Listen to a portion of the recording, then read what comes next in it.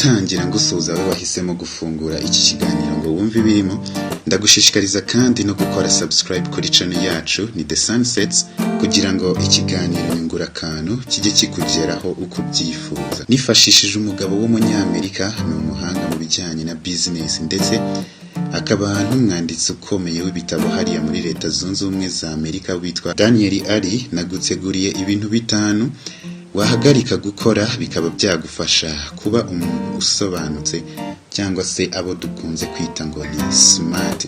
Ibintu 5 bitari buze kugusaba gusubira ku ishuri ngo ujye kwiga, ibintu 5 kandi bitari buze kugusaba gusoma umurundo w'ibitabo, ahubwo biragusaba kubitega amatwi ndetse no kubikurikiza. Iki kiganiro cyitwa Nyungura akantu, ngendo umukunzi wanyu wakadasohoka Iradukunda Regis. Niba nawe rero wifuza kuba umuntu usobanutse cyangwa se umuntu smart, ntugacikwe.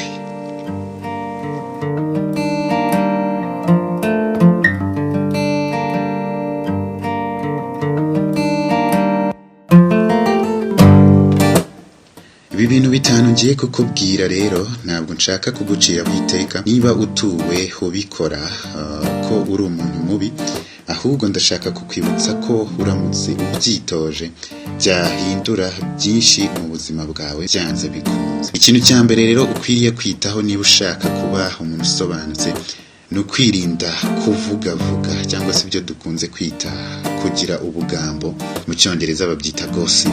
Ngo niba usanze hari bagenzi bawe barimo kuvuga mugenzi wabo, rero gerageza uhindure ingingo y'ibiganiro mugiye kuganira. Niba ibi bidashobotse, ibyiza ngo nuko wakwigendera, nabo bazahita babibona ko utisanze mu kiganiro cyawe.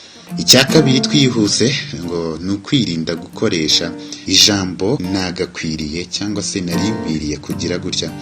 Niba wifuza kuba umuntu usobanutse, nari nkwiriye guhagarika ibi ngibi, nakagombye guhagarika ibiyobyabwenge. Ugasanga umuntu igihe cyose muganiriye ahora ameze nk'uwicuza, ukumva arakubwiye ati nanjye mbona nagakwiriye gukora siporo nk'abandi, nagakwiriye kwitwara muri ubu buryo, ariko ugasanga ahora abikubwira ukumva nta kintu na kimwe ajya bikoraho.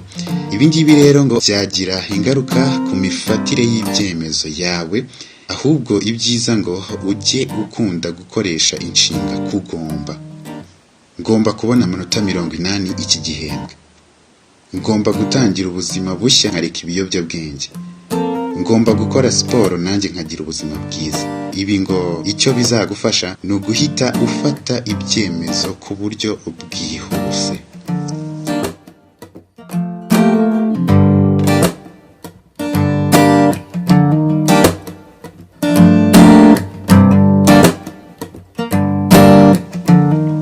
Ikintu cya gatatu ugomba kwitaho niba ushaka gusobanuka ni ukutiyumva hasi y'abandi. Niba ushaka guhora ugaragara nk'umuntu w'umunyabwenge cyangwa se abo dukunze kwita ngo ni genius, ubundi umuntu uri smart ntabwo ari kwa kundi ugaragara ko wambaye neza gusa, ahubwo umuntu uri smart ni umuntu usobanutse no mu mutwe ufite ubwenge. Ngo niba ushaka guhora ugaragara nk'umuntu usobanutse, ntukiyumve nkaho uri munsi y'abandi cyangwa se abandi bakuruta.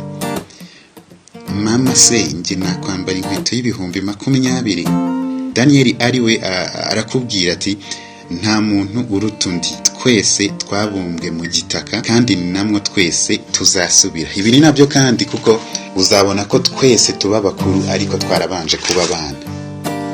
Ikintu cya 4 ugomba kwitondera nimba ushaka gusobanuka ni ukumenya uburyo bwo guhakana. Umuntu w'umunyabwenge ahakana mu buryo bwuje urukundo ndetse n'ikinyabupfura, kandi akakubwiza ukuri ku buryo we abona ibintu, hanyuma mukaza guhuza.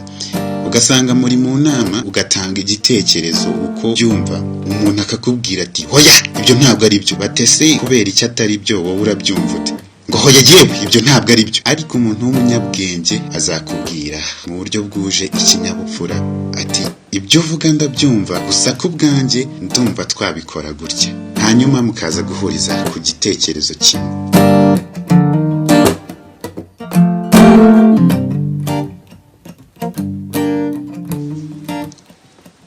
icya gatanu hari nacyo cya nyuma mu byo nari naguteguriye kuri uyu munsi byagufasha kuba umuntu usobanutse ngo ni ukutaba imbata y'ahahise. Buriya ngo guhora utekereza cyane ku hahise ngo ni ibintu bitari byiza kuri wowe niba wifuza kuba umunyabwenge, kuba umuntu usobanutse, kuko ngo hari n'ibyo uzatinya gukora kubera ko bigeze kubikora mu gihe cyahise ntibikugendekere neza uko wabyifuzaga, kandi wenda uyu munsi byari kugira aho bikuvana ndetse n'aho bikugeza. Ni ibintu rero Daniel ari we abona nko kwisubiza mu bwana, kandi ni ibintu bidashoboka ko wakongera ngo ube umwana w'imyaka 10 mu gihe ufite imyaka 30.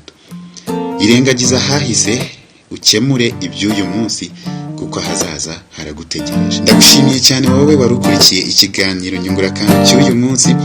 Wibutsa no gukora subscribe kuri The Sunsets, ibi biganiro bikajya bikugereraho ku gihe ndetse uko ubyifuza.